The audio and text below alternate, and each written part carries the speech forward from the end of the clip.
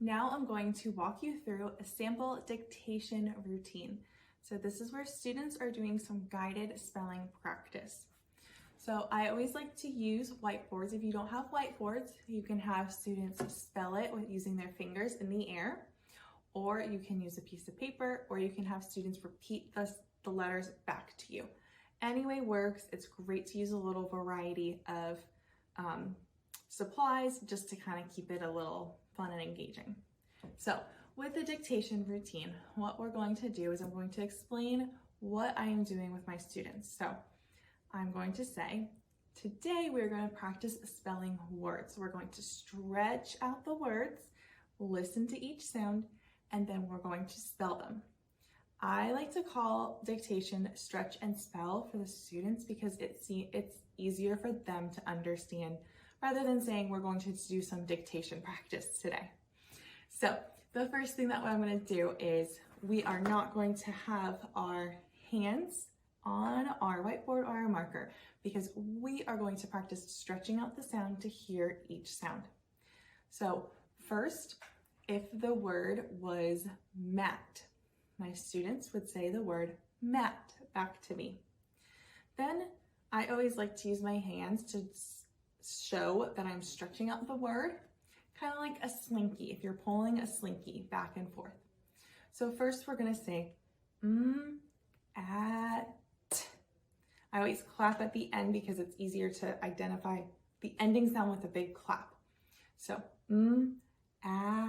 stretching out that middle sound, at.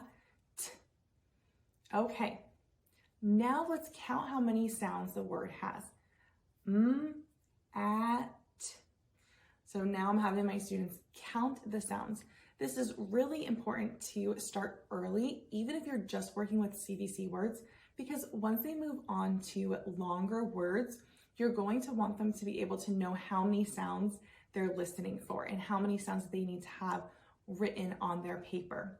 So they're not completely forgetting one or two sounds in a long word. So mat has 3 sounds in it. So I like to either draw dots or dashes to show the 3 sounds. So I always show my students how to do it, how to make sure there's enough room and they're not all over the place.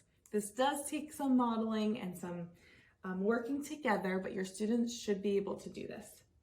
So now we're going to go back and we're going to stretch out that word again, listening for each sound. Ready? What sound do we hear first? Mat. I hear which is the letter M.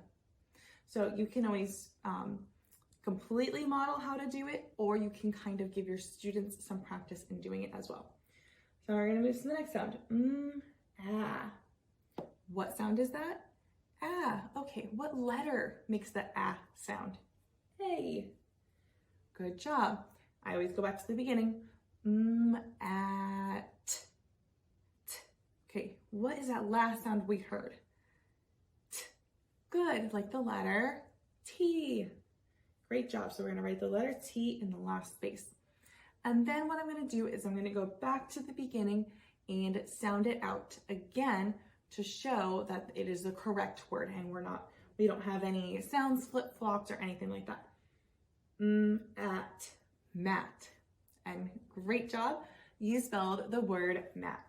This dictation routine is really vital for the students to understand how to do, because eventually they'll be able to do this in their head, and when they're working independently, they'll be doing this in their head without even realizing it and just be a lot better spellers because of this dictation routine is so ingrained in them.